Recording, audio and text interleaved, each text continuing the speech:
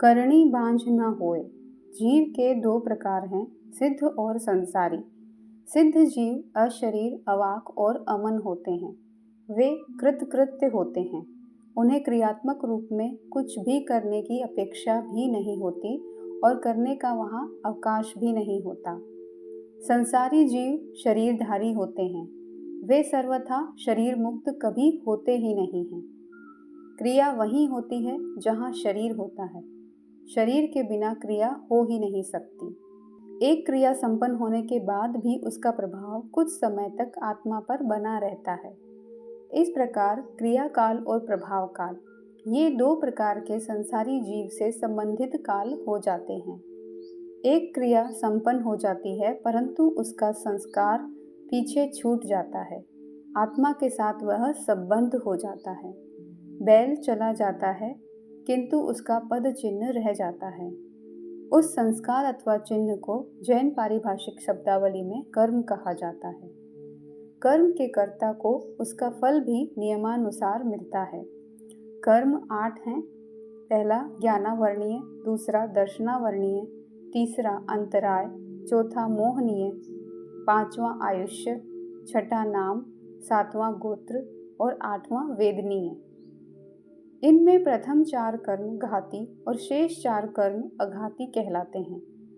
घाती कर्म आत्मगुणों जैसे ज्ञान, दर्शन, अविकारता, शक्ति का नाश अथवा घात यानी आच्छादन, अप्रकटन करते हैं। इसलिए वे घाती एवं सर्वथा अशुभ कहलाते हैं। अघाती कर्म आत्मगुणों का नाश नहीं करते, इसलिए वे अघाती कहलाते हैं। वे केवल शुभ अथवा अशुभ रूप में फल देते हैं। नव तत्वों में तीसरा तत्व पुण्य और चौथा तत्व पाप है। ये बंध अवस्था में द्रव्य पुण्य पाप तथा उदय अवस्था में भाव पुण्य पाप कहलाते हैं। 8 कर्मों में घाती कर्म केवल पाप कर्म होते हैं। अघाती कर्मों में प्रत्येक कर्म पुण्य और पाप दोनों प्रकार का होता है। शुभ कर्म और अशुभ कर्म एक साथ एक ही समय में एक ही जीव के बंध सकते हैं। इसका हेतु अग्रलिखित है। आश्रव 5 हैं, मिथ्यात्व, अविरति, प्रमाद, कषाय और योग। इनमें प्रथम 4 आश्रव तो अशुभ ही होते हैं। उनसे अशुभ कर्मों का ही बंध होता है। योग आश्रव शुभ और अशुभ दोनों प्रकार का होता है। शुभ योग की विद्यमानता में निर्जरा के साथ पुण्य बंध होता है। यह तथ्य तो प्रसिद्ध है, किंतु उसी समय मिथ्यात्व आदि अन्य आश्रवों के कारण अशुभ कर्म का बंध भी होता है, यदि वे आश्रव रुद्ध नहीं हैं तो। एक सप्तम गुण स्थान वर्ती साधु अप्रमत्त अवस्था में ध्यान लीन है। उसके पुण्य बंध शुभ योग के कारण माना गया है, किंतु उसके उसी समय आश्रव के कारण पाप कर्म का बंध भी हो रहा है। दशम गुण स्थान में अशुभ कर्मों का बंध भी होता है। वहाँ ज्ञानावर्णीय, दर्शनावर्णीय, वेदनीय, नाम, गोत्र और अंतराय, इन 6 कर्मों का बंध होता है। कषाय आश्रव अशुभ कर्मों को आकृष्ट करता है। आश्रव की भिन्नता के कारण कर्म की भिन्नता भी संभव बन जाती है। शुभ योग के कारण शुभ नाम व उच्च गोत्र का बंध होता है और कषाय आश्रव से ज्ञानावर्णीय आदि अशुभ कर्मों का बंध होता है। कोई व्यक्ति क्रिया रूप में क्रोध करता है, मन में गुस्सा, वाणी में आक्षेपात्मक शब्द और आंखें लाल, भ्रकुटी तनी हुई, डरावना चेहरा, यह स्थिति बन जाती है। किंतु इस प्रकार की क्रिया कषाय आश्रव नहीं, योग आश्रव है। इस प्रकार की स्थिति छठे गुण स्थान के बाद नहीं बनती। दशम गुण स्थान में 6 कर्मों का बंध होता है और 11वें गुण स्थान में केवल 7 वेदनीय कर्म का ही बंध होता है। वह भी मात्र 2 समय की स्थिति वाला होता है। यह एरियापथिक बंध कहलाता है। प्रश्न है कि यहाँ 7 वेदनीय बंध हो सकता है तो शुभ नाम और उच्च गोत्र का बंध क्यों नहीं हो सकता? वे भी तो पुण्य कर्म हैं।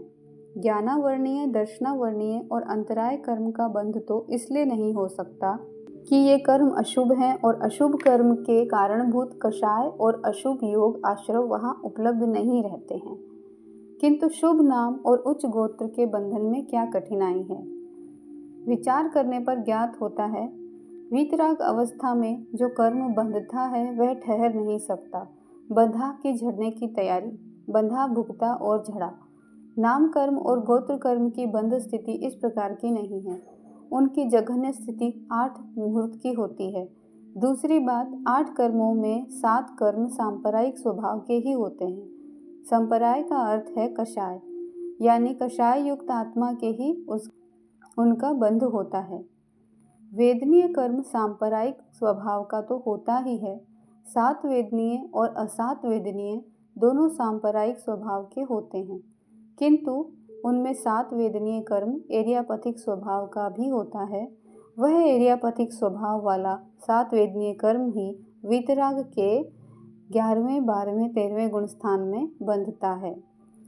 दशम गुणस्थान के पश्चातवर्ती गुणस्थानों में कषाय का अभाव होने के कारण 7 कर्मों का बंध नहीं हो सकता।